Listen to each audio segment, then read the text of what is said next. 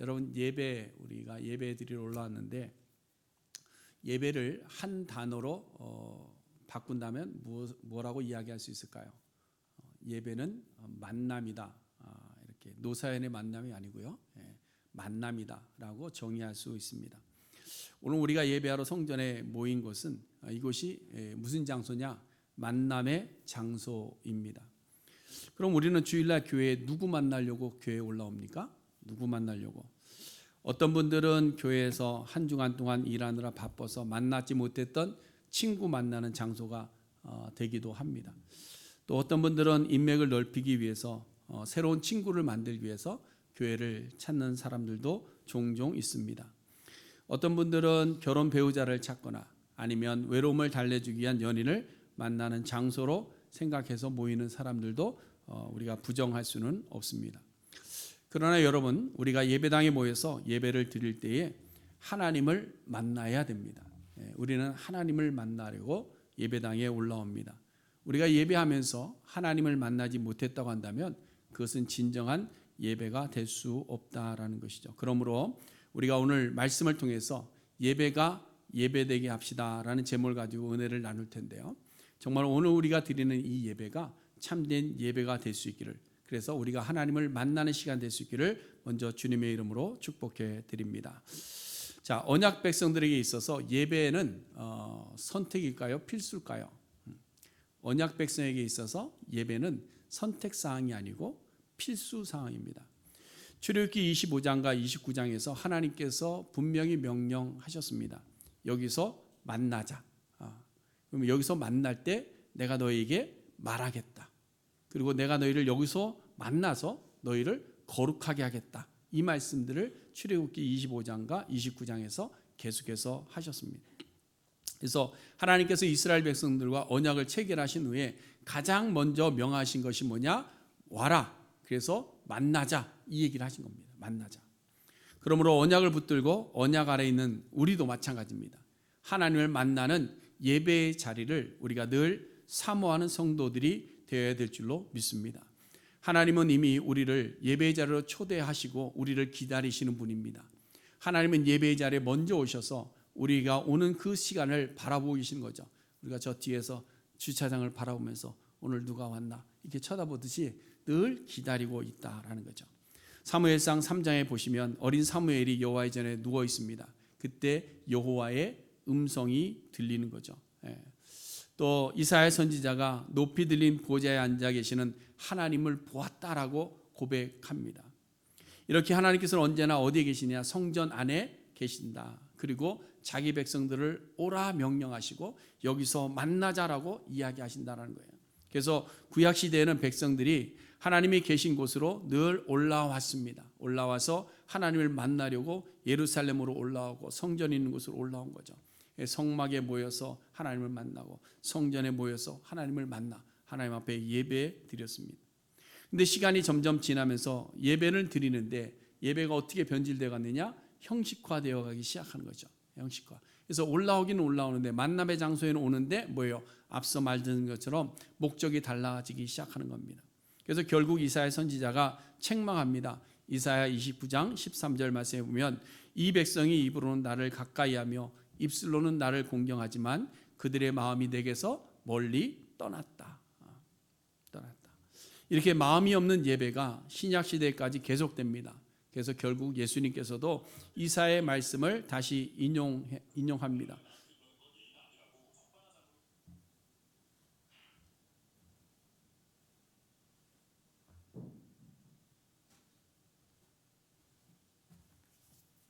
다른 분이 들어오셨어요. 그래서 마음이 없는 예배가 신약 시대까지 이렇게 계속되다 보니까 예수님께서 이사야의 이 말씀을 인용합니다. 그래서 말씀하시고 책망하시고 나서 참된 예배가 뭐냐 하는 것에서 가르쳐 주시죠. 그래서 요한복음 4장 24절 말씀인데요. 다 같이 함께 읽어봅니다. 시작. 하나님은 영이시니 예배하는 자가 영과 진리로 예배할지니라. 아멘. 여러분, 예배는 입술로만 주여 주여 한다고 예배가 되는 것이 아닙니다. 그저 예배당에 올라와서 문 안에 들어와서 예배당에 앉아서 예배드렸다고 해서 그것이 참된 예배자가 되는 것은 아니다라는 거죠. 가슴을 치며 눈물로 회개하지도 않습니다. 깨끗하지 않은 예물로 하나님께 드리면서 나는 하나님을 믿노라 하고 외친다고 그 외식이 하나님 앞에 예배자의 모습이 되지는 않습니다. 참된 예배는 영과 진리로 드리는 예배가 될 때에 참된 예배가 된다. 이런 예배자를 누가 찾으시냐? 하나님께서 찾으시죠. 그래서 요한복음 4장 23절에 또 이렇게 기록합니다. 같이 읽어봅니다. 시작. 아버지께 참되게 예배하는 자들은 영과 진리로 예배할 때가 오나니 곧 이때라. 아버지께서는 자기에게 이렇게 예배하는 자들을 찾으시느니라. 아멘. 누구를 찾으신다고요? 영과 진리로 예배하는 자들을 찾으신다. 그러므로 우리가 금년부터 언약 백성이 되어서 이 영과 진리로 매 주일마다 하나님 앞에 예배하는 예배자들이 다 될 수 있기를 간절히 소원해 드립니다. 여러분, 이것은 선택이 아닙니다. 1년에 몇 번 그냥 한번 경험해 보고 끝나는 것이 아닙니다. 매 주일마다 우리가 필수적인 사항으로 알고 주님 전에 올라와서 예배하고 예배를 통해서 하나님의 임재를 경험할 수 있는 우리 모두가 될 때에 우리는 무엇이 회복되느냐? 예배가 우리 삶 속에 회복된다라는 겁니다. 왜냐하면 우리는 이미 예수 그리스도의 피로 하나님과 언약을 맺은 언약 백성이 되었기 때문에 예배하는 겁니다. 이걸 우리가 잘 알아야 되는데요. 여러분, 하나님께서 시내산에서 이스라엘 백성들과 언약을 맺으십니다. 그리고 규례도 주시고 율례도 주시고 또 어떤 계명들을 주시죠. 근데 구약성경에 보면 규례나 율례나 아니면 계명 이런 말들이 나오는데요. 좀 구분하기 좀 많이 어렵습니다. 근데 이 계명과 율례와 계명들을 왜 우리에게 주셨느냐? 그럼 우리는 왜 이 계명과 율례에 대해서 그렇게 중요하게 생각하지 않느냐라는 거예요. 여러분, 이스라엘 백성들이 있어서 규례와 율례와 계명은요, 우리가 그냥 그 규례하고 지나가지만 그 사람들에게는 규례의 항목들이 목숨과도 같은 겁니다. 다 비슷비슷해 보이고 어떤 게 어떤 건지 잘 모를 것 같지만 그들에게 규례와 율례는 명확한 겁니다. 이렇게 찾아보니까 율례라고 하면 하나님이 정하신 어떤 규정들이 있습니다. 예배나 어떤 절기나 어떤 제사의 방법이나 정결의 의식이나 이런 것들이 있습니다. 이런 것들을 이스라엘 백성들에게 율례라고 구약성경이 보통 이야기를 하고요. 규례는 공동체를 이렇게 공동체 질서적인 면에 있습니다. 그래서 공동체가 이렇게 운영되어질 때 모였을 때 정의나 질서나 어떤 판결하는 법이나 윤리적인 문제나 도덕적인 거나 이런 것들을 규례로 보는 것이죠. 그래서 이스라엘 백성들은 이 규례와 율례를 반드시 지키면서 살아갑니다. 살아가죠. 그것을 오늘날 이스라엘 백성은 그냥 율법이다 이렇게 얘기를 하는 겁니다. 그러나 오늘날 우리는 어떻죠? 우리는 규례가 뭔지 율례가 뭔지 말 자체도 어려워요. 그리고 별 관심도 없습니다. 이스라엘 백성들처럼 지키려고 하지 않습니다. 그 이유는 왜 그럴까? 그거는 예수 그리스도께서 이 땅에 오셔서 모든 율법을 어떻게 하셨어요? 완성해 주셨기 때문입니다. 감사하죠? 만약에 그 완성이 없었다고 하면 우리도 지금 규례의 항목 적고 있어야 되고요. 율례의 항목을 적고 있어야 됩니다. 그리고 그것을 지켰는지 안 지켰는지 꼭 살펴봐야 되는 거죠. 자, 그럼 오늘 이 말씀을 드린 이유가 뭐냐면요.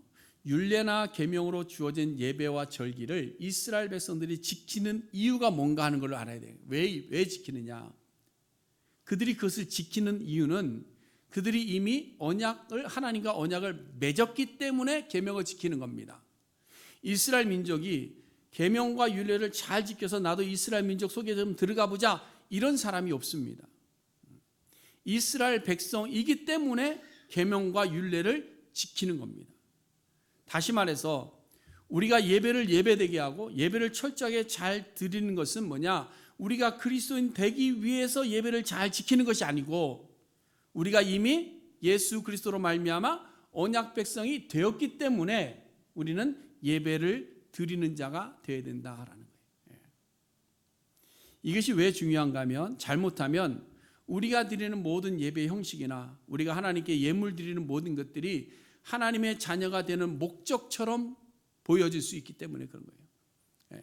내가 이렇게 예배를 잘했는데, 내가 이렇게 헌금을 많이 했는데, 내가 이렇게 교회에서 헌신을 많이 했는데, 아니 나한테 왜 이러세요? 이게 아니라는 거예요. 예를 들어보면 이런 겁니다. 어떤 한 청년이 있습니다. 마음에 드는 여자가 있어요. 그 여자 교제하고 싶은 건데 이 여자 교제를 하려고 했는데 보니까 주일만 되면 교회 가는 거예요. 주일만 되면. 그러면 이 청년이 어떻게 할까요? 다 해보셨잖아요. 그렇죠? 같이 교회 가는 겁니다. 같이 교회 가요. 열심히 교회 출석합니다. 그 여자한테 잘 보여요. 헌금 생활도 잘합니다. 교회 봉사도 열심히 잘합니다. 왜? 그 여인의 마음을 얻기 위한 거죠. 근데 이런 경우에 결혼을 하고 나면 어떻게 될까요? 대중에는 뭐 결혼이 계기가 돼서 신앙생활에 더 잘하는 경우도 종종 있습니다. 근데 대체적으로 보면 결혼하고 나면 교회 가는데 핑계가 자꾸 생기기 시작합니다. 무슨 핑계, 이 핑계, 저 핑계 자꾸 생겨요. 그리고 없는 약속이 자꾸 잡혀요. 오늘 무슨 약속이 있고 뭐가 있고 자꾸 잡힙니다. 교회 가야 되는 날이면 꼭 뭔가 생기는 거죠. 그러면서 점점 교회와 멀어지게 돼요. 왜 이런 현상이 있느냐? 목적을 이루었기 때문이에요. 열심히 해서 내 목적을 이루었기 때문에 그 다음부터는 그것을 하지 않는 겁니다. 근데 반대로 성경에 나오는 우리가 탕자를 보면서 좀 교훈을 얻어야 되는데, 탕자, 그가 아버지의 곁을 떠나 멀리 갔습니다. 모든 것을 잃어버리고 아버지 집으로 돌아옵니다. 탕자는 아버지에게 요청하죠. 어떻게 뭘 요청했어요? 우리가 잘 아는 대로 아버지 집에서 뭘로 살기를 원했죠? 종으로 살기를 원한 겁니다. 그래서 아버지가 그래 네가 종살이를 좀 잘하면 그 다음에 내가 너를 아들로 받아줄게 이렇게 이야기했죠. 그렇죠? 아니죠. 너는 종이 아니야. 그러면서 뭐라고 그래요? 아들이라고 이야기합니다. 그러면서 아들에게 가락지를 껴주고 잔치를 베푸고 합니다. 자, 그럼 그 다음에 이 아들이 어떻게 살았을까요? 뭘로 살았을까요? 종으로 살았을까요? 아들로 살았을까요? 아들로 살았어요. 아들이기 때문에 하는 겁니다. 아들이기 때문에. 여러분, 우리의 신앙생활이 그런 겁니다. 우리가 하나님을 만나는 것이 기쁘고 하나님께 예물 드리는 것이 아깝지 않은 것은 하나님의 교회를 위해서 헌신하는 것이 기쁜 이유는 뭐냐?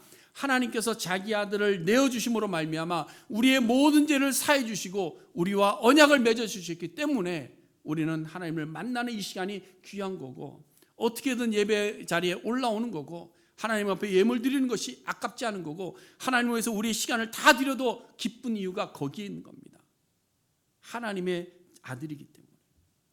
그러므로 여러분, 우리는 예배하는 것이 형식이나 습관이나 어떤 프로그램이나 육적인 목적이 아니라 오직 영과 진리로 하나님을 기쁘시게 하는 그 거룩한 만남의 예배가 되어야 될 줄로 믿습니다. 우리는 이미 하나님의 자녀요, 하나님의 언약 백성인 것이죠. 자, 그러면 어떻게 하면 이런 예배를 만들어갈 수 있느냐라는 거예요. 자, 먼저 우리가 언약 백성이라는 정체성을 가지고 있으면요, 첫 번째로 우리가 충성해야 되는 것이 하나 있습니다. 그게 뭐냐? 예배의 자리를 철저하게 잘 지키는 거예요. 예배의 자리. 여러분, 혹시 학교 다닐 때 여러분 무슨 상 주로 받으셨어요? 개근상. 저와 비슷한 분이 많아요. 학업으로 안 되면 받는 상이 하나 있습니다. 그 개근이라도 해서 상을 하나 받는 거죠. 요즘은 또 출석을, 예전에는 출석을 부르잖아요. 선생님들이 뭐 출석부 가지고 맞기도 하지만 출석부 가지고 이름을 부릅니다. 누구 이름 부르면 네 하고 대답합니다. 근데 요즘 보니까 어느 교수님한테 들어보니까 요즘 출석 체크를 안 한대요. 어떻게 하냐 그랬더니 다 어플에다가 출석 체크 이렇게 하면 된대요. 그래서 뭐 그것도 다 하는데, 근데 출석을 이렇게 부르잖아요. 이름을 부를 때 학생이 대답을 합니다. 그러면 사실 자리가 정해져 있기 때문에 자리만 딱 봐도 누가 결석인지 다 보이잖아요. 그렇죠? 학교에는 다 짝꿍들이 있어서 다 보입니다. 그럼에도 불구하고 출석을 부릅니다. 이것은 단순히 왔는지 안 왔는지 확인하는 의미에 그치지 않는 겁니다. 출석을 부를 때 대답한다는 것은 뭐냐? 이제 공부할 준비가 되어 있습니다라는 고백과 같은 것이죠. 뭐 저희 교회도 마찬가지죠. 성도의 수가 그리 많지 않고 또 뭐 자리도 아무리 뭐 자리 옮겨주세요 그래도 아무리 얘기도 안 움직이잖아요. 왜? 자기 자리 있으니까 그래요. 자기 자리가. 그러니까 딱 보면 오늘 누가 나왔다 딱 보입니다. 그냥 딱 보여요. 근데 이게 숫자가 많아도 다 보여요. 많아도. 왜냐하면 이상하게 우리 성도님들은 자기 자리에 꼭 앉더라고요. 자기 자리. 그래서 새신자가 와서 앉으면요, 어떤 분은 비키라고 그래요. 내 자리라고. 그래서 마음에 상처받고 교회 나가신 분도 있습니다. 근데 담임 목사인 제가 이렇게 봐도 빈자리가 보이고 결석자가 보이면 어떨까요? 마음이 아픕니다. 그러면 하나님께서는 어떨까요? 하나님은 여러분들의 있는 자리를 다 보시는데 그 자리에 있어야 될 내 자녀가 안 보일 때 얼마나 마음이 아프실까 하는 겁니다. 예수님께서 예루살렘으로 가시는 도중에 사마리아와 갈릴리 사이를 지나게 되셨어요. 한 마을의 어귀에 도착하셨는데 갑자기 뒤에서 막 소리가 납니다. 예수 선생님이여 우리를 불쌍히 여겨주세요. 마을에서 살지 못하고 외곽에 격리되어져 있는 나병 환자들이 무리를 지어서 예수가 온다고 그러니까 예수 선생님이여 우리를 불쌍히 여겨주세요 라고 소리칩니다. 예수님께서 이 무리를 향해서 한마디 하시죠. 너희가 지금 당장 제사장에 가서 너희의 몸을 보여라. 나병 환자들이 믿음이 정말 좋은 것 같아요. 그냥 예수님이 말씀만 하셨는데 그냥 가는 겁니다. 가요. 잘못하면 맞아 죽는데도 갑니다. 근데 가는 도중에 병이 나은 거예요. 고침받았습니다. 깨끗해졌어요. 얼마나 놀랬겠습니까? 그렇잖아요. 너무너무 좋았을 거예요. 이렇게 쭉 길을 가고 있는데 갑자기 병이 쭉 낫고 있어요. 막 진물 나등이 없어지고 있어요. 그럼 얼마나 기뻐요. 깨끗해진 몸을 만지면서 너무 좋아서 아마 그 당시에 그래서 예수님 고마워요 그러면서도 어디 갔을까요? 제사장에 달려갔을 겁니다. 왜? 빨리 집에 가려고. 빨리 집에 가고 싶으니까 급하게 정신없이 제사장을 찾아간 겁니다. 근데 이때 사마리아 사람 한 사람이 가는 길에 똑같이 같이 갔습니다. 가는 길에 자기의 나은 것을 보고 길을 돌이켜서 누구에게로? 예수님께로 갑니다. 그리고 예수 앞에 엎드리게 되죠. 병을 낳은 자가 그 병을 고쳐준 앞에서 무릎 꿇어 엎드리는 것이 뭐냐? 그게 바로 예배입니다. 예배. 우리가 예배하는 이유는 하나님께서 우리를 고쳐주시고 하나님께서 자기 아들을 내어주셔서 우리의 죄를 사하신 그 은혜에 감사해서 하나님 앞에 나와서 엎드리는 거예요. 그게 예배입니다. 근데 예수님께서 탄식하며 말씀하시죠. 거기에 올라오지 못한 자들 향해서 나머지 9은 어디 있느냐? 여러분, 역대기는 포로 생활에서 돌아온 자들의 기록한 역사 이야기입니다. 그 역사가 제시하는 핵심이 뭐냐? 자기들을 구원해 주신 그 하나님을 만나서 예배를 회복하는 것, 그것이 바로 역대기의 중심 사상입니다. 앞서 말씀을 드렸지만 예배가 예배되는 것은 예배의 자리를 지킬 수 있어야 되는 거예요. 예배의 자리를. 예배의 자리가 중요합니다. 그것은 예배한다라는 것은 자신의 정체성을 알고 하나님 앞에 보이는 의미를 가지고 있기 때문에 그런 겁니다. 뭐 이렇게 일기 때문에 어쩔 수 없는 그런 상황을 이야기하는 것이 아니고요. 뭐 죽더라도 가야 된다 뭐 이런 건 아니죠. 그걸 얘기하는 것이 아니라 우리는 늘 어디 자리를 가야 된다? 예배하는 자리를 찾아야 된다. 예배하는 자리를. 앞서 탕자 이야기를 했지만 탕자 이야기를 다시 이렇게 좀 보면요. 둘째 아들은 아버지와 만나는 자리에 머물지 않았습니다. 그래서 탕자입니다. 아버지와 함께 매일같이 만나서 같이 식사하시는 그 자리가 있었는데 그 자리를 떠났기 때문에 탕자인 거예요. 다른 탕자가 아니라. 다시 말해서 우리가 하나님과의 언약의 관계에 있음을 아는 자들이 이 세상에 바깥 세상에서 더 좋은 곳을 찾기 위해서 떠나가는 것, 그것이 바로 우리의 죄고 우리의 탕자된 모습이죠. 여러분, 우리는 아버지를 만날 수 있는 자리에 출석하는 것이 중요합니다. 일주일에 한 번 모이는 자리입니다. 바쁜 일들은 좀 나머지 6일날 다 마칠 수 있잖아요. 근데 꼭 나머지 날을 같이 안 하고 언제 바빠요? 주일날 바빠요. 왜 그런지 모르겠어요. 꼭 예배 시간에 겹쳐요. 그때 바빠요. 그래서 예배하는 자리보다 세상으로 나아갈 때가 더 많은 겁니다. 그러나 여러분, 우리가 하나님과의 언약을 기억하면서 늘 우리의 마음속에 예배의 자리를 사모할 수 있는 우리 모든 성도님들 다 될 수 있기를 간절히 바랍니다. 그 다음에 우리가 예배를 드리기 위해서는 어떻게 드리느냐? 수고하는 자들의 헌신이 있어야 됩니다. 헌신. 오늘 본문에 보면 포로 생활에서 돌아와서 가장 먼저 예배를 회복하기 위해서 예루살렘에 정착한 제사장과 레위 사람들과 문지기들의 이름이 쭉 열거되고 있는 거예요. 하나님께서 레위 지파를 구별하셨습니다. 아론의 자손들은 제사장으로 세우셨어요. 그 다음에 느비딤 사람들은 레위 지파에게 줘서 그들이 하는 일들을 섬길 때 같이 돕게 한 겁니다. 이게 다 그들을 구별했어요. 그럼 이 섬기는 자들의 헌신이 없으면 성막에서 예배가 이루어질 수 있을까요? 없을까요? 없는 거예요. 없는 겁니다. 시카고에 아주 유명한 교회가 있죠. 윌로크릭 교회인데요. 이 교회는 25일에 성탄절 예배가 없다고 합니다. 사실 없다기보다는 못 드린다고 해요. 그 이유가 뭐냐? 섬길 봉사자들이 없기 때문에 예배를 못 드린다는 거죠.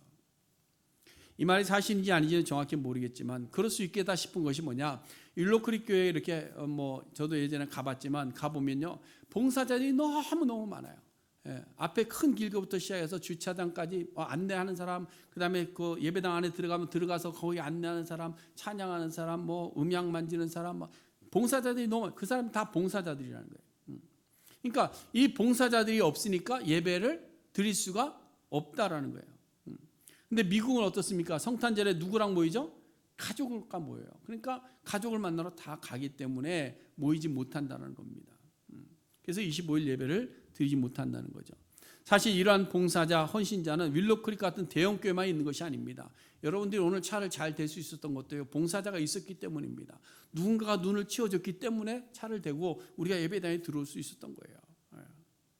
또 우리가 예배할 때 기도로, 찬양으로, 또 방송으로, 친교로 여러분들이 수고하고 애쓰는 그 애씀을 통해서 우리가 예배가 되는 겁니다. 지금 포로 생활에서 돌아온 유대인들이 성전 예배를 회복하려고 예루살렘 성에 제사장들과 레위인과 문지기들을 정착하도록 한 것을 잘 보시면 무엇을 위해서 그들을 구별하셨는가? 헌신을 위해서입니다. 제사장들은 제사하는 일을 위해서, 그리고 가르치는 일을 위해서 구별한 겁니다.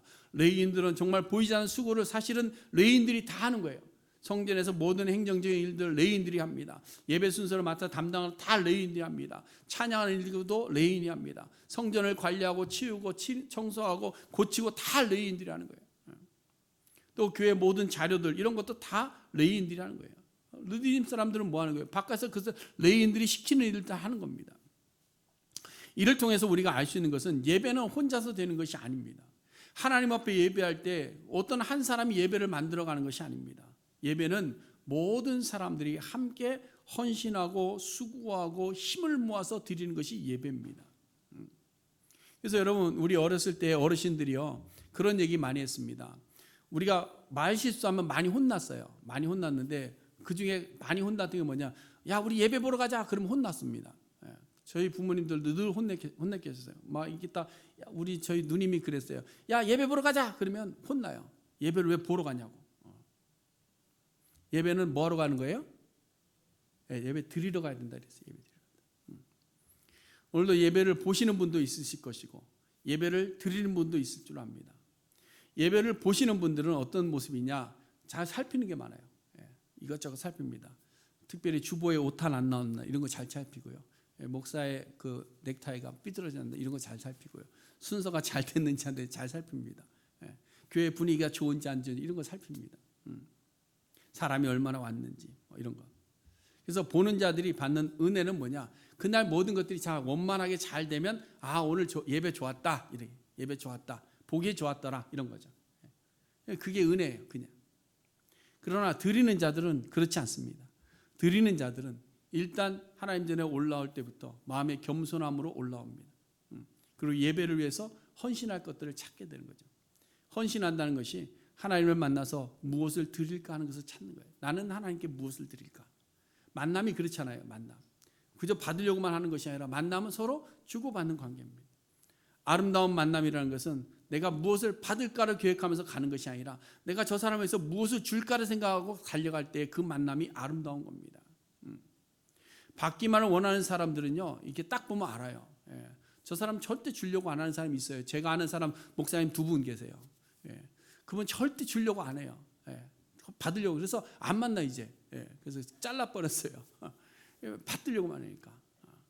같이 주고 받아야 되는 거예요. 우리가 누구를 만나러 갈 때 줄 수 있는 사람이 있어야 되는데 자꾸 받으려고만 하는 거예요. 예배는 그런 겁니다. 예배는 하나님 앞에 나와서 하나님 앞에 우리의 것을 먼저 드릴 수 있어야 돼요. 여러분, 찬양이 뭘까요? 하나님 앞에 드리는 거예요. 그럼 찬양을 어떻게 해야 될까요? 방법을 몰라서 모르셨구나. 찬양은 같이 소리내어서 하나님을 향해서 돌려드려야 돼요. 그냥 앞에서 형 목사가 잘하나 못하나 반주가 틀리나 안 틀리나 이거 보는 게 아니라 드리는 거예요. 우리가 예물을 어떻게 할까요? 하나님 앞에 드리는 거예요. 하나님 앞에. 그래서 예물에는 뭐가 담겨 있을까요? 하나님에 대한 감사가 담겨 있는 겁니다. 다시 탕자 이야기로 돌아가서 보시면 탕자가 집을 나갔습니다. 그럼 많은 사람들을 만났어요. 근데 그 사람들과의 만남이 어떤 만남이었느냐? 탕자를 만날 때 사람들이 왜 그 탕자를 만났을까요? 그가 가진 돈이 있기 때문에 만난 거예요. 그 돈이 필요해서 만난 거예요. 그 돈을 쓰려고 만난 거예요. 탕자에게 탕자가 좋아서 만난 게 아니에요. 그러나 아버지는 어떻습니까? 아들에게 다 줍니다. 다 줘요. 아들이 돌아왔을 때 이미 자기 것 가지고 갔음에도 불구하고 또 줍니다. 그게 아버지예요. 아버지. 근데 탕자뿐만 아니라 그 형의 반응도 잘 보시면요, 일터에서 돌아올 때 집에서 나는 소리를 듣습니다. 이상하게 여겨서 사람 머리에서 왜 소리 나는지 가봐라 그랬더니 동생이 돌아왔어요. 그래서 아버지가 잔치를 베풀었대요. 그러니까 큰아들이 기뻐해야 되는데 같이 분을 냅니다. 갑자기. 그래서 아버지에게 가서 항변하는 거죠. 육적인 관점으로 보면 큰아들의 항변이 저는 마땅하다고 생각합니다.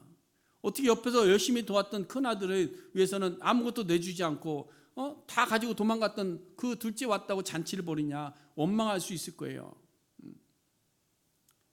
그런데 우리가 예수님께서 비유로 하시는 말씀의 의미를 바로 본다면 큰아들 역시 아버지를 떠나지 않은 이유는 뭐냐? 아버지의 유산 때문이었다는 거죠. 아버지에게 받는 것에 익숙해 있다는 거예요. 아버지. 여러분, 탕자를 찾아온 세상의 사람들이나 아버지 곁에 있었던 탕자의 형이나 모두가 그들의 중심은 받는 것에 있지 주는 것에 있지 않더라라는 거예요. 주는 것에 있더라. 여러분, 예배의 구성은 드림과 받음으로 구성이 되는 겁니다. 예배자들은 하나님께 헌신하여 드리고 말씀을 받는 겁니다. 하나님은 말씀과 은혜를 베풀고 예배자들의 헌신을 받는 거예요. 그것이 바로 예배의 관계입니다. 이것이 함께 이루어질 때 예배가 참된 예배가 되는 것이죠. 그러므로 우리 성도님들도 예배의 자리를 지킴과 동시에 예배를 위해서 맡겨진 일들에 대해서 충성하는 성도님들 다 될 수 있기를 간절히 바랍니다. 안내와 기도와 봉사와 찬양, 우리에게 맡겨진 일이 많잖아요. 그 모든 일들에 충성히 섬길 때 우리 교회 예배가 예배될 수 있다라는 거죠. 오늘 본문에 나오는 예배자들도 보시면 제사장들 중에는 향기를 만드는 자들도 있었습니다. 레위인들 중에는 기구를 맡은 사람이 있었어요. 그릇과 향불을 맡은 사람이 있습니다. 전병 굽는 일을 맡은 사람이 있습니다. 찬송하는 사람들은요, 자기 집 안에 들어가서 일주일 내내 찬송만 연구하는 거예요. 찬양만. 이것은 뭐냐? 모든 예배자들이 예배를 위해서 힘이 되는 대로 헌신한 자들이 위해서 함께 모여서 예배 드린다라는 거예요. 그래서 우리는 예배할 때에 우리가 받기보다는 하나님 앞에 드림을 먼저 생각할 수 있는 우리의 예배자들이 다 될 수 있기를 간절히 바랍니다. 자, 이렇게 예배를 위해서 헌신하는 자들의 수고와 애씀을 통해서 예배자들이 집중해야 되는 것은 뭐냐? 바로 하나님께 집중하는 겁니다. 하나님 앞에. 여러분, 군에 다녀오신 분들은 어느 정도 이해하시겠지만요, 군에서 가장 분주한 시간이 있습니다. 그때가 언제냐면요, 별이 뜨는 순간입니다. 사단장이 뜨는 순간이죠. 사단장이 뜨는 순간. 부대에 투스타가 딱 뜬다 그러면 부대가 난리가 납니다. 난리가 나요. 그래서 뭐 청소부터 시작해서 위병소까지 그 연병장까지 다 씁니다. 연병장까지. 근데 사단장이 거기 오는 것도 아니에요. 그냥 헬기 타고 쭉 지나가는데도 연병장 다 쓸고요. 다 치우고 합니다. 빨래 넣었던 거 다 걷어 들어가고요. 오직 누구를 위해서? 오직 그 스타를 위해서. 그 한 사람의 동승함을 위해서. 그래서 위병소는 경례 연습시켜요. 무슨 경례? 하늘을 향해서 받들어 총시키는 거예요. 하늘을 향해서. 이거 안 하다가 잘린 애들도 많아요. 정말 이거 안 하다가. 여러분, 그런데 대통령이 한번 지나간다 그러면 어떨까요? 대통령. 별도 아니고 대통령이에요. 요즘 별들이 많이 떨어지는데. 대통령이 저희 어렸을 때 저희 집에 한번 무장한 군인하고요, 검은 안경하고 검은 옷 입은 분들이 몇 분 갑자기 들어온 적이 한번 있어요. 이유가 뭐냐면 일주일 후에 여기 대통령이 이 앞을 지나간다는 거예요. 일주일 후에 지나가는데 일주일 전에 뭐 정보부인가 뭐 이런 사람들이 총 들고 찾아온 거예요. 저희 집을. 그래서 거기 위치 점검 다 하고요. 그다음에 그날은 막 와서 사람들이 그 안에 들어와 있고 막 그랬습니다. 누구 때문에 그래요? 대통령 때문에. 여러분, 우리가 예배하는 이 자리가 누구 중심이 돼야 될까? 하나님 중심이 돼야 된다는 거예요. 모든 것이. 약속한 시간을 어길 수 있습니까? 그냥 우리가 아무렇게나 올라올 수 있습니까? 예배 대충 드릴 수 있나요? 예배 시간에 다른 데 관심 둘 수 있을까요? 하나님이 중심인데. 그렇다고 해서 뭐 가톨릭이나 동방 정교회처럼 의식적인 면을 더 잘 준비해야 된다, 뭐 이런 것은 아닙니다. 우리가 드리는 예배의 핵심은 여호와의 얼굴을 향하여 우리의 모든 것을 집중하는 겁니다. 예배의 모든 시간에 우리의 생각과 기도, 우리의 시선과 기도, 하나님 앞에 집중해야 되는 것이죠. 오늘 본문 27절과 33절에 보면 성전 문지기와 찬송하는 레인에 대해서 언급이 되어 있습니다. 성전 문을 지키는 문지기는 아침마다 문 여는 일을 하지만 그 일에 집중합니다. 예배를 위해서. 찬송하는 사람은 한 번 드리는 그 찬송을 해서 일주일 내내 자기 집안에서 그 찬양을 준비합니다. 무슨 말인가? 예배자는 오직 하나님의 얼굴을 향해서 예배할 때 준비된 마음으로 최선을 다하는 예배자의 삶을 살아야 된다라는 것이죠. 그러므로 여러분, 우리가 예배의 시간이 그리 길지는 않고 많지도 않은데 주일날 1시간 드리는 이 예배지만 모든 성도님들이 이 예배를 위해서 잘 준비하고 하나님 앞에 영광을 돌려드리는 그런 귀한 시간 될 수 있기를 간절히 바랍니다. 아무리 작은 일이라 해도 우리가 오직 하나님께 예배하는 마음으로 준비할 때에 그 자리에 하나님께서 임재하실 것이고 예배를 통해서 기쁨과 감사가 흘러 넘치게 될 줄로 믿습니다. 우리가 예배에 올라오는 것은 누구를 만나러 온다? 하나님 만나러 온다. 이거를 잊지 마시기를 바랍니다. 우리가 드리는 예배가 예배되게 해야 됩니다. 그러기 위해서 우리는 예수 그리스도의 피로 언약 백성이 되었습니다. 그러므로 예배의 자리를 떠나지 말고 우리가 있어야 될 이 예배의 자리에 함께 동참하는 우리 모든 성도님들 될 수 있기를 바랍니다. 또 우리가 예배할 때에 우리의 가진 것으로 헌신하는 헌신자들이 되어야 됩니다. 순서를 맡은 자들, 말씀 전하는 자나 기도하며 찬양하며 봉사하는 모든 자들이 이 예배를 위해서 최선을 다해서 준비해서 헌신된 마음으로 예배를 드려야 될 줄로 압니다. 그리고 우리의 예배는 오직 누구의 얼굴? 하나님의 얼굴을 구하는 예배가 될 수 있도록 해야 될 줄로 압니다. 여러분, 예배는 하나님과 만나는 시간이지 친구 만나러 오는 시간이 아닙니다. 무슨 연예인 보러 오는 시간도 아닙니다. 어떤 분이 그래요. 목사님, 여기 와서 교회를 개척하세요. 그래. 왜요? 그랬더니 여기 오면 금방 1000명 모을 수 있어요. 그래서 어떻게 해요? 그러니까 연예인 몇 분만 부르면 금방 된대요. 저한테 오래 제가 대답하고 갔을까 안 갔을까요? 연예인 보러 모인 사람들은 그냥 연예인 보고 갑니다. 그럼 우리는 누굴 보러 와야 될까요? 하나님 보러 모이는 하나님 보러. 우리는 오직 하나님의 얼굴을 구하며 예배하는 예배자가 되어서 매주일 1년에 52주 주님 앞에서 드리는 이 예배가 예배될 수 있는 우리 건의하는 교회 예배가 될 수 있기를 간절히 소원해 드립니다. 기도하겠습니다. 사랑 많은